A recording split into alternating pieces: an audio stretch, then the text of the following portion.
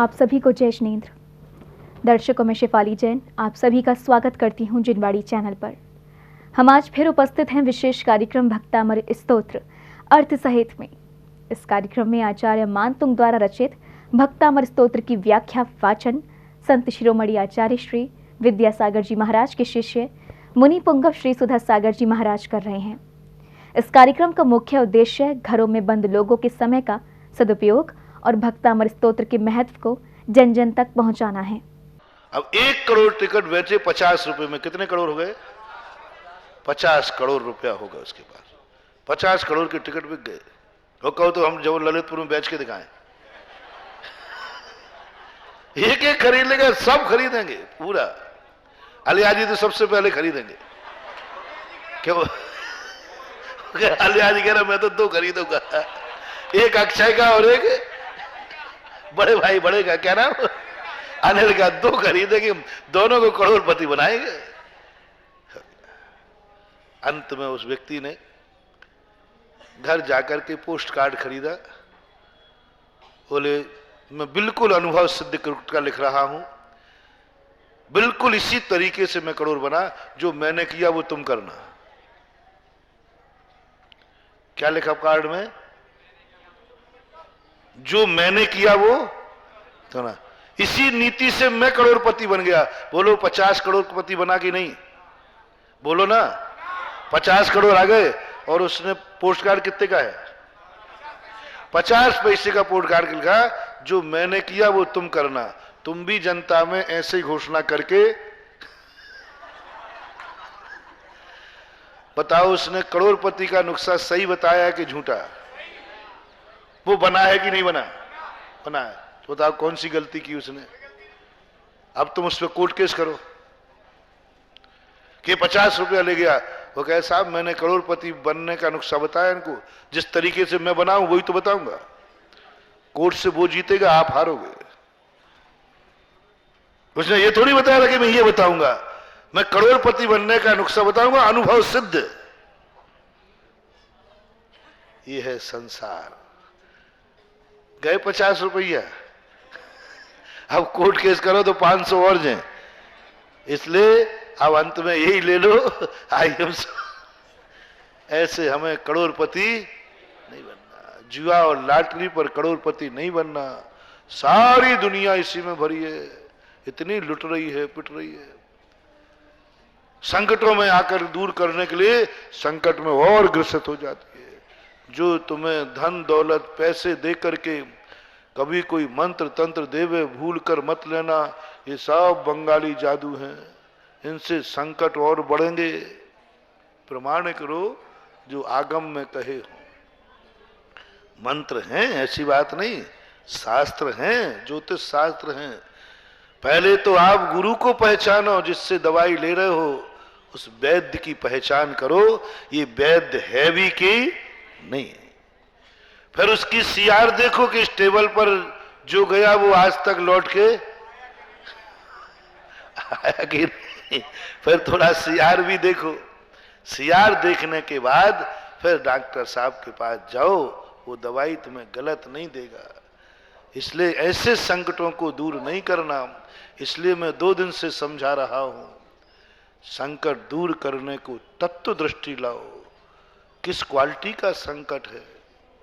कल कितनी बड़ी मार्मिक बात कही थी कि तुम संकट से दूर करने का जल्दी मत सोचो, जल्दी दवाई मत खाओ, पहले बीमारी का निदान कराओ। बीमारी का निदान कराओ कि बीमारी है कौन सी। दवाई से तो मेडिकल भरा पड़ा है, बीमारी कौन सी है। बीमारी का निदान करने पर छोटी सी गोली में ठीक हो जाओगे। और बीमारी का निदान नहीं हुआ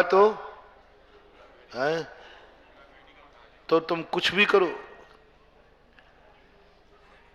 इसी ललितपुर की घटना याद आ गई, कह दूं? बहुत पहले की घटना है, जब आचार्य श्री थे, मेरे ही साथ घटा।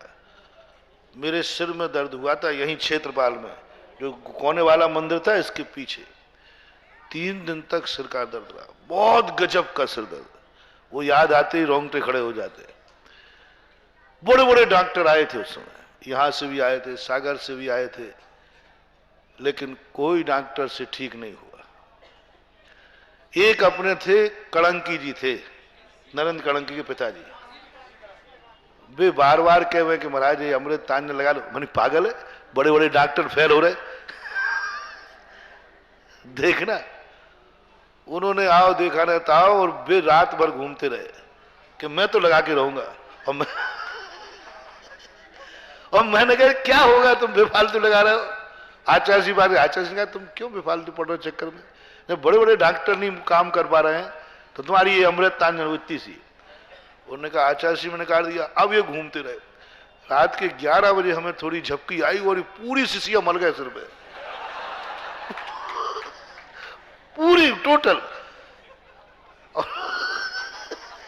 भैया वृत्ति के बारे में थोड़े ऐसे है कर दे। अब पूरी लगा करके हमें नींद आ गई। 4 बजे लगभग सामायिक के समय उठा तो मेरे में कि मेरा सिर दर्द कहाँ गायब हो गया। देखा तो पसीना पसीना आ रहा था एकदम। तो मैंने कहा हुआ कैसे, तो देखा तो फिर मैंने कहा देखो महाराज, पर वो आचार्य मैंने सुबह गए, मैंने कहा आचार्य से ठीक हो गया। बोले कैसे ठीक हो गया। मैंने रात में पता नहीं कौन भूत आया कुछ। तो कभी कभी ऐसा हो जाता है कि निदान नीम हकीम खतरे जान वाली बात हो जाए, और कभी कभी तुक्का बैठ भी जाता है। इसलिए उसको जानकार कहना। आज तक दुनिया का कोई डॉक्टर आप देखना बाम नहीं लिखता, मेडिकल में बाम है ही नहीं, कभी नहीं लिखेगा। आप डॉक्टर के पास जाना, डॉक्टर कभी बाम नहीं लिखते, भले वो स्वयं लगाते होंगे, लिखेगा नहीं, क्योंकि वो मेडिकल में है ही नहीं। एक चली हुई चीज है, प्रसिद्ध चीज है, सारी दुनिया और ऑल वर्ल्ड उसको ग्रहण करता है, हर घर में मिलेगी, लेकिन डॉक्टर नहीं लिखेगा कभी भी। आप सिर दर्द करके जाना, कभी नहीं लिखेगा कि बाम लगा लो, वो गोलियां लिखेगा, इंजेक्शन लिखेगा। पूछ लो डॉक्टर साहब कोई बैठे हो तो, लेकिन हर घर में मिलेगी बाम। तो ऐसी स्थितियों को लेकर के हमें सावधान रहना है। आज हर व्यक्ति संकट से दुखी है, परेशान है, लेकिन वह संकट को पहले समझो। कल जो मैंने कहा था, किस क्वालिटी का संकट है, तुम्हारी भूल से संकट आया है या सामने वाले ने संकट दिया है। तुमने गाड़ी को किसी को टक्कर मारी है या पीछे से तुम्हारी गाड़ी को किसी ने टक्कर मारा है। सावधान। यदि तुम्हारी गाड़ी ने टक्कर मारी है तो इसके दोषी तुम हो, और पीछे की गाड़ी ने टक्कर मारी है उसका दोषी पीछे वाला है। उसकी जिम्मेवारी मैं लेता हूं, मेरा भक्तांबर पाठ ले रहा है, उससे मैं तुम्हें बचा लूंगा। किससे बचा लूंगा? जो पीछे से टक्कर मार रहा है, तुम्हारी कोई गलती नहीं, उस संकट के लिए भगवान है, भगवान की भक्ति है, ये मंत्र है, साधुओं के आशीर्वाद है। बस तुम उनकी शरण को ग्रहण किए रहना, तुम अपने आप में उनकी शरण में रहना, उनका नाम स्मरण करते रहना, अपनी भक्ति में समर्पित रहना। तुम्हारा कार्य पीछे वाले से कुछ नहीं बिगड़ेगा। लेकिन आगे वाले को टक्कर मार रहे हो तुम, फिर तुम कहो भगवान मैं इस ट्रक में टक्कर मार रहा हूं, और ट्रक का जम के टक्कर मारना, और भक्तांबर प्रणति मोल मणि परमाणाम। अब बोलो, सामने वाले ट्रक में टक्कर मारते समय तुम भगवान को बीच में लाओ तो भगवान कहेगा मैं पिछलने को नहीं आऊंगा। तू खुद टक्कर मार रहा है और मैं बीच में आ गया तो मैं भी चल जाऊंगा। ये नीति होती है। इसलिए हम समझें कौन सा संकट हमारे ऊपर आया है, इसकी क्वालिटी क्या है, कितने अंश में हमारा प्रमाद, हमारी भूल, हमारी कमी, हमारा अहंकार, हमारी उद्दंडता कितनी है इसमें। जितने अंश में उद्दंडता हो उतने अंश में आई एम सॉरी प्लीज कहकर पश्चाताप में चले जाओ। अब ऐसी गलती नहीं होगी, गलती नहीं होगी।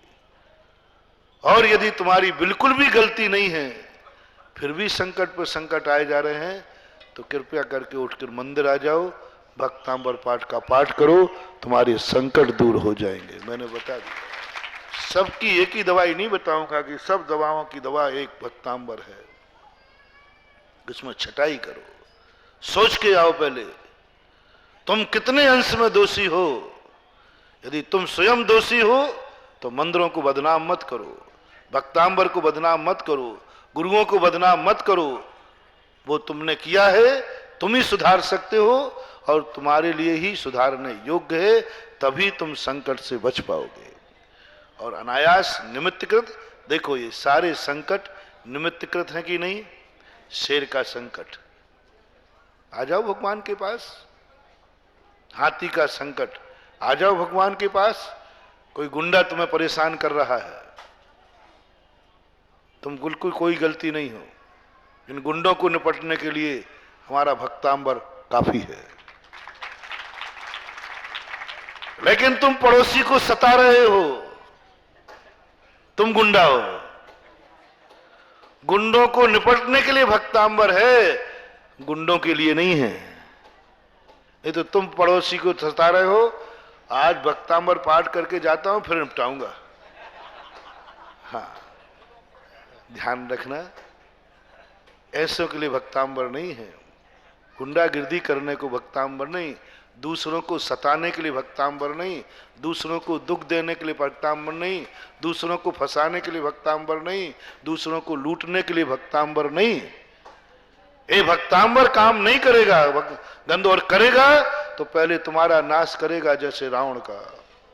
रावण ने भगवानों की भक्ति का दुरुपयोग किस लिए किया? अत्याचार फैलाने के लिए, विचार फैलाने के लिए।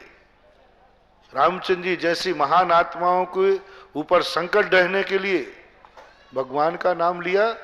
आज रावण नरकों में पड़ा है। मेरा कहना है महानुभाव, रावण ने भगवान का नाम लिया, बहुत भक्ति से लिया, लेकिन आज नरक गया। मात्र उसने भगवान का उपयोग अच्छे कार्यों को मिटाने के लिए किया, बुरों की रक्षा। यदि आपने भी भक्तांबर का, गंधोदक का, साधुओं के आशीर्वाद का, नमोकार मंत्र का यदि दूसरों को नुकसान पहुंचाने के लिए किया, दूसरों को सताने के लिए किया, दूसरों के साथ अत्याचार करने के लिए किया, दूसरों के यहां डाका डालने को किया, तो सावधान, ये भक्तांबर तुम्हें दुर्गति करा देगा। ये भक्तांबर तुम्हें दशहरा मैदान में ले जाएगा। ये भक्तांबर तुम्हारे सुखों को छीनकर एक एक दाने को मोहताज कर देगा। इसलिए एक नियम ले लो कि हम धर्म और धर्मात्माओं का उपयोग कभी दूसरों को दुख देने में, अत्याचार करने। हाँ, दूसरे तुम्हें दुख दे रहे हैं, अपनी गांधी को खूब करो, दूसरों के लिए कह तो रहा हूं ना। दूसरा तुम्हें दुख देवे, दूसरा तुम्हें परेशान करे, दूसरा अत्याचारी है, अन्यायपूर्वक, ऐसे गुंडों को बस में करने के लिए भक्तांबर काफी है। करके देख लेना। जो गुंडे तुम्हें परेशान कर रहे हो, अनैतिक कर रहे हो, कोई मतलब नहीं, तुम्हारी कोई गलती नहीं, उनके लिए प्रभु हैं। ऐसे के लिए तो प्रभु अवतार लेते हैं। वैष्णव दर्शन में भी आया, भगवान कहां अवतार लेते हैं? जहां जहां राक्षस लोग साधु संतों को परेशान करते हैं, सज्जन लोगों को लूटते हैं, ऐसे लोगों के बीच में भगवान अवतरित होकर के उनका नाश करता है। जो किसी का कुछ नहीं बिगाड़ रहे हैं, उनका तुम बिगाड़ते हो। उन्हीं को नाश करने के लिए तो महान आत्माएं आती हैं और राक्षसों का नाश करते हैं, आताताइयों का नाश करते हैं। भगवान हमेशा उनके साथ है जो दूसरों को नहीं सताते हैं, दूसरे उनको सताते हैं। देख लो आप, जिन जिन ने दूसरों को सताया, उनका नाश करने के लिए अवतार हुआ। वैष्णव दर्शन में कंस को मिटाने के लिए कृष्ण जी ने अवतार लिया, रावण को मिटाने के लिए, ताड़का को मिटाने के लिए, इसी के लिए तो भगवान है। और मिटाया क्यों? तुम ऐसे सज्जन लोगों को सता रहे हो जिनकी कोई गलती नहीं। रावण को मारना पर्पस नहीं है भगवान का। तुम ऐसे व्यक्ति को सता रहे हो जो सती है, सावित्री है, धर्मात्मा है, उसके लिए तुम जीवन नाश कर रहे हो। तुम्हारा संहार होगा और धर्मात्मा की रक्षा होगी। तुम धर्मात्मा बन जाओ और अधर्मी तुम्हें दुख देगा, उसके लिए भगवान तुम्हारी रक्षा करेगा, नमोकार मन तुम्हारी रक्षा करेगा। शर्त समझना, तुम बन जाओ धर्मात्मा, अपने आप को बहुत पवित्र बना लो, बहुत निर्मल बना लो, बहुत पवित्र निर्मल बना लो अपने आप को। और फिर कोई पापी, कोई अधर्मी तुम्हारे ऊपर संकट ढहने को आएगा, चिंता मत करना, चिंता मत करना, चमत्कार होगा, अतिशय होगे और तुम्हारा वो बाल बांका नहीं कर पाएगा। पर तुम धर्मात्मा, शर्त क्या है? शर्त क्या है? तुम धर्मात्मा बन जाना, तुम पवित्र बन जाना, तुम निर्मल बन जाना। जैनियों के भी बहुत सारे उदाहरण पड़े हुए। शेठ सुदर्शन पवित्र बन गया, निर्मल बन गया, सामने वाले ने सूली पे चढ़ा दिया, शक्तियां अवतरित हो गईं, शक्तियों ने अवतार ले लिया और जाकर के सूली को सिंहासन बना दिया, हार का, नाक का हार बन गया। ये क्या चमत्कार है बताओ। उसकी क्या गलती थी? रात्रि भोजन त्यागी थी, उसको एक दुष्ट ने सताना चाहा, नाग भी हार बन गया। सुदर्शन की क्या गलती थी? नैमित्तिक उपसर्ग आया बिना काम का, देवता आ गए। द्रौपदी की क्या गलती थी? चीरहरण क्यों हुआ? अरे कपड़े उतारते तो धर्मराज के उतारते, जुआ किसने खेला था? बेचारी द्रौपदी ने कुछ भी जुआ नहीं खेला था। आ गई शक्तियां, आ गई महाशक्तियां और द्रौपदी को बचा लिया। द्रौपदी, शर्त है तुम धर्मात्मा हो कि नहीं। तुम्हारी तो उसमें कोई गलती नहीं है। यदि तुम्हारी गलती नहीं है तो आ जाओ मंदिर, आ जाओ मंदिर, भगवान को धूप लगा जाओ। भगवान आप साक्षी हैं, यदि मैंने कभी स्वप्न में भी गलती की हो तो मुझे दंडित करो, और नहीं की है तो मेरी रक्षा करो। आप मंदिर से बाहर निकलेंगे, दुश्मन आपको जय जिनेंद्र करते हुए पाया जाएगा या भाग जाएगा। जितनी महाशक्तियों ने भगवान को पुकारा, यही तो कहा, यदि मेरी गलती है तो ये अग्नि जला देना, और मेरी गलती नहीं है तो दुनिया को बता देना। अग्नि क्या बन गई? मीर का कुंड बन गई। सूली क्या बन गई? सिंहासन बन गई। नाग क्या बन गया? यही तो कहा है कि हे भगवान, मैंने यदि गलती हो तो ये सांप मुझे काट लेवे, और यदि मैंने गलती नहीं हो तो दुनिया को दिखा देना कि धर्म में कितनी शक्ति होती है। हम पापी होकर, अपवित्र होकर, कसाई बन करके भगवान की भक्ति करते हैं। भगवान कहते मैं क्या बचाऊं, तुझे दूसरा दुख दे रहा है। तुम क्या मानकर भगवान को पुकारते हो? सांप मेंढक को मुंह में दबाए है और चिल्ला रहा है, हे भगवान मुझे नौले से बचाओ। कहा था ना परसों, सांप ने किसको अपने मुंह में ले लिया है? मेंढक को खा रहा, मेंढक तड़प रहा है, कोई दया नहीं। उसी समय नौला आ गया, नौले ने सांप को पकड़ लिया। सांप चिल्ला रहा है, हे भगवान, हे गुरुदेव मुझे बचाओ, हे भगवान मुझे बचाओ, ये नौला मुझे मार रहा है। भगवान देख रहे हैं। बोलो, मेंढक को मुंह में दबाए है, वो भगवान को पुकार रहा है, मुझे नौले से बचाओ। भगवान, मेंढक भी चिल्ला रहा है, मुझे सांप से बचाओ, और नौला भी चिल्ला रहा है, मुझे बिल्ली से बचाओ। बिल्ली भी चिल्ला रही है, मुझे कुत्ते से बचाओ, और कुत्ता भी चिल्ला रहा है, मुझे शेर से बचाओ। शेर भी चिल्ला रहा है, मुझे शिकारी से बचाओ। शिकारी भी चिल्ला रहा है, मुझे अजगर से बचाओ। भगवान किसको बचाए? आपकी जो निर्णय हो है। आपकी सभा जो निर्णय करे, मैं चिट्ठी लिख दूंगा भगवान को। जो आप कहोगे। अपन अपन बैठे, क्या बात हो गई? अपने तहे दिल से पूछो, भगवान को अपन कितने संकट में डाल देते हैं।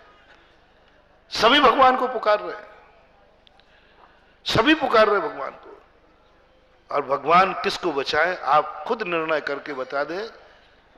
मेढक भी चिल्ला रहा है, नौला भी, सब चिल्ला रहे हैं, भगवान मुझे बचाओ, भगवान मुझे बचाओ। भगवान कहते हैं तुम किसी को नहीं बचाओगे तो मैं भी तुम्हें नहीं बचाऊंगा। मैं उसी को बचा सकता हूं जो दूसरे को बचाए। सांप कहता भगवान तुम मुझे बचाओ, तो भगवान कहते पहले तू मेढक को बचा, मेढक को छोड़। नहीं, मेढक को तो नहीं छोड़ूंगा, वो तो मैंने बड़ी मुश्किल में पकड़ा है। तो भैया फिर नौला भी नहीं छोड़ेगा, नौले में भी तुझे। क्या हो गया अपन लोगों को? कैसे हो गए धर्मात्मापन? कितना बदनाम करते हैं भगवानों को कि भगवान हमारी सुन ही नहीं रहा है, भगवान हमारी तरफ देख ही नहीं रहा है। हम मुंह में मेढक दबाए हैं और नौला से बचने की पुकार कर रहे हैं। बस आप तो बचाना हो तो नौले से बचाओ। सभा निर्णय करे, भगवान मेढक को नहीं छोड़ने वाले को क्या भगवान को बचाना चाहिए? सांप को नहीं बचाना चाहिए। हम और आप ऐसे ही हैं। जब हम अपराध करते हैं तो हम सोचते हैं, देखो ये बताएं, आप लोग जब रोड पे चलते ना तो चौकियां बनती थाने की, पुलिस वाले रहते हैं। भाई बताओ, दुनिया में पुलिस वाले होना चाहिए या नहीं? बोलो, जल्दी बोलो, जोर से बोलो। वो आपकी गाड़ी को जो गलत माल लावे उनको रोकना चाहिए या नहीं? थोड़ा जोर से नहीं बोले। और तुम्हारी गाड़ी आ रही हो तो अब देखो सब हंस गए, अरे ये पुलिस बहुत बेकार है। अच्छा बताओ, छापे वाले किसने बनाए? छापा वाला जो डिपार्टमेंट है किसने बनाया? बोलो, आपके पार्लियामेंट ने बनाया, आपके प्रतिनिधियों ने बनाया कि नहीं? छापा डालना कानूनन है कि गैर कानूनन? कानून, पक्का गवर्नमेंट ने बनाया और आपने बनाया क्योंकि आपके प्रतिनिधि ने सहमति की। छापा डालने वाला जो डिपार्टमेंट है इनकम टैक्स का, वो अच्छा है कि बुरा? जोर से बोलना। अच्छा, और यही तो कहलवाना है, और करना क्या है? बहुत अच्छा है, यही महाराज, इसी से देश चल रहा है। और छापा वाले बहुत अच्छे अपन ने बनाए। अब ध्यान रखना, वही छापा वाले सुबह सुबह आपके घर आ गए। अब कैसे लग रहे? अब महाराज भाई डाकू। ये अन्याय कब तक चलते रहेंगे? छापा वाले बहुत अच्छे हैं, बस हमारे यहां ना आवे। पुलिस बहुत अच्छी है लेकिन मेरी गाड़ी नहीं रोके, चाहे उसमें बारूद भरी हो। दुनिया की तो गाड़ी पास नहीं करना चाहिए। ये अन्याय नहीं हो सकता। यदि पुलिस अच्छी है तो चाहे हमारी गाड़ी हो चाहे किसी गाड़ी। छापा डिपार्टमेंट अच्छा है तो हमारे यहां भी पढ़ना चाहिए, क्या बात होगी? हम गलत करेंगे तो हमारे यहां भी आना चाहिए। जब तक हम इतने निष्पक्ष नहीं होंगे, हम भगवान से न्याय की कामना नहीं कर पाएंगे। हमें सोचना पड़ेगा कि हमारा जो मेढक है ये भी भगवान को पुकार रहा है, ये भी भगवान का भक्त है। लो, मैं मेढक को बरी करता हूं। फिर भगवान नौले से कहेंगे, सावधान नौले, देखो उसने मेढक को छोड़ दिया ना, ये दयालु आदमी है। यदि तूने अब सांप को पकड़ा तो ध्यान रखना, उसका मैं हूं। जो दुनिया का रक्षक है उसका रक्षक भगवान होता है। जो गरीबों का रक्षक है उस अमीर का रक्षक भगवान होता है। जो मेढक जो मार सकता है, और मेढक ने कह दिया, सांप ने कह दिया, जाओ मेढक मैं तुम्हें बरी करता हूं, आज महाराज का प्रवचन मैंने सुन लिया है, मैं तुम्हें मार सकता हूं, मैं तुम्हें मार सकता हूं, फिर मैं बरी कर सकता हूं। जो बरी मार नहीं सकता उससे नहीं कह रहा हूं। मेढक ना कहे सांप से, जा सांप मैं तुझे बरी करता हूं, ऐसा नहीं, वो नहीं मानेगा। क्षमा शोभती उस भुजंग को, जिसके पास गरल हो, उसको क्या जो दंतहीन विष रहित विनीत सरल हो। अब सपेरे का सांप कहे मैं तुम्हें नहीं काटूंगा, दांती नहीं, वो सांप कहे मेंढक से जा मैं तुझे बरी करता हूं, मैंने त्याग कर दिया है, आज से मैं दीन दुखी कमजोरों को दुख नहीं दूंगा। बहुत सावधानी से सुनना, संकट दूर करने का तरीका बता रहा हूं। तुम्हारी रक्षा के लिए भगवान को बुला रहा हूं, तुम्हारी रक्षा के लिए मैं स्वयं आ जाऊंगा, तुम्हारी रक्षा के लिए मैं भक्तांबर पाठ भेज दूंगा। बस मेरी विधि सीख लेना, मेरी विधि सीख लेना, तुम अपनी चिंता मत करना, तुम्हारी रक्षा के लिए हम लोग काफी हैं। बस जो जिनसे तुम्हारा नाश हो सकता है, जिनको तुम बचा सकते हो, उनको तुम बचाने का नियम ले लो, तुम्हें मैं बचा लूंगा, क्योंकि मैं तुम्हें बचा सकता हूं ना। बोलो भगवान तुम्हें बचा सकते हैं कि नहीं? तो भगवान को बचाना चाहिए कि नहीं? आप सही सही बोलो। भगवान अपन को बचा सकता है, तो भगवान को बचाना चाहिए या नहीं? क्या निठल्ले बैठे रहना चाहिए? बचाना चाहिए। बहुत अच्छी बात, भगवान के नाम का प्रस्ताव तो जल्दी पास हो गया। भगवान बोले अब आप जिनको बचा सकते हो, आपको उनको बचाना चाहिए या नहीं? महाराज आप उल्टी बातें करते, भगवान की करते करते हमारे ऊपर आ गए। तुम भी भगवान हो भैया, तुम भी भगवान का रूप हो। भगवान हमें बचा सकता है तो हम भी किसी को बचा सकते हैं, और जो किसी को बचा सकता है उसी का नाम भगवान है। ओहो कितनी अच्छी बात आई। जो जिसको बचा सके वो उसका भगवान है। बचाने वाला भगवान है, मारने वाला शैतान है। जो जिसको बचा सके, तुम चींटी को बचा सकते हो, तुम चींटी के भगवान हो। तुम मेंढक को बचा सकते, तुम मेंढक के भगवान हो। तुम मेंढक को जीवन दान दे सकते हो, तो तुम जीवन दाता हो। भगवान का यही तो अर्थ है, जीवन दाता है, दीनानाथ है, संकट मोचक है, प्राणों को बचाने वाला है। भगवान के लक्षण है। यदि ये लक्षण अपने में आ गए तो अपन भी भगवान से कम नहीं है। भगवान यही उपदेश देते, तू मेंढक को बचा, मैं तुझे बचाऊंगा। सांप कहता मेंढक नहीं बचेगा, नहीं बचाऊंगा, तो भगवान कहता है मैं भी तुझे, क्योंकि जितना भूखा तू है उतनी भूखा नौला है, जितना भूखा नौला है उतनी भूखी बिल्ली है, जितनी भूखी बिल्ली है उतनी भूखा चूहा है, जितना चूहा भूखा है कुत्ता है, और जितना कुत्ता भूखा है उतनी शेर भूखा है। किसको भूखा मरने दूं? जो स्वयं भूखा मरने को तैयार है, वो बात लगे। बहुत बड़ा अच्छा उदाहरण है ये समझ जाना। हम मुंह में मेंढक को दबाकर, हम पापी और बेईमान बनकर के भगवान के पास जाते हैं कि हमारे साथ अन्याय हो रहा है। तुम किसके साथ अन्याय नहीं कर रहे हो ये बताओ? क्या तुमने अन्याय का त्याग कर दिया है? मेरे लिए लोगों ने ठग लिया है, तुमने ठगना छोड़ दिया है क्या? ये मुझे गाली दे रहा है, तुमने गाली का त्याग किया है क्या? भगवान पूछ रहे, सब पूछेंगे। देखो ये मुझे बहुत सता रहा है, तुमने दूसरे को सताना बंद किया क्या? नहीं वो तो बंद नहीं किया, 3-4 तो अभी। समझ लेना बंधु, जिंदगी निकाल देना, कुछ भी होने वाला नहीं। थोड़ा विधि समझो। पहले हम निर्णय करें कि हम किसी को नहीं सताएंगे, फिर तुम्हें कोई सताएगा तो भगवान तुम्हारे बीच में आएंगे उसको दंडित करने के लिए। पहले तुम नियम करो कि हम किसी पर बुरी दृष्टि नहीं रखेंगे। अब तुम्हारे ऊपर कोई बुरी दृष्टि रखेगा तो श्री राम आएंगे उसका नाश करने के लिए।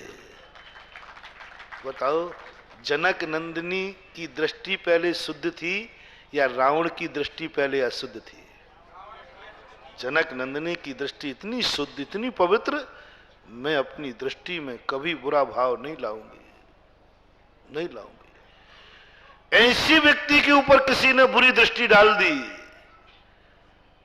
उसके बीच में भगवान आकर के उस बुरी दृष्टि वाले का नाश कर देंगे। पहले तुम तो बताओ तुम तो किसी पर बुरी दृष्टि नहीं डाल रहे हो। तुम सोचते हो कि मैं तो सारी दुनिया पर, तुम तो सोचते हो कि मैं सारी दुनिया की माताओं पर बुरी दृष्टि डालें और मेरी मां पर कोई डालेगा तो आंख निकाल दूंगा। सुनना, अब भगवान आएंगे तुम्हारे बीच में। तुम दुनिया की पत्नियों पर बुरी दृष्टि से देखो और तुम कामना करो मेरी पत्नी पर कोई बुरी दृष्टि ना डाले।